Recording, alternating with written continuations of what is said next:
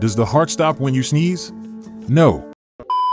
Our heart does not stop when we sneeze. This is a common myth that has no scientific basis. Sneezing is a reflex that your body uses to clear your nose of foreign particles, such as dirt, pollen, smoke, or dust. When these particles enter your nostrils, they irritate or tickle the lining of your nose and trigger a signal to your brain. Your brain then sends a message to various muscles to contract and expel the air forcefully through your nose and mouth, which helps to protect your health by removing potential allergens or pathogens from your nasal cavity.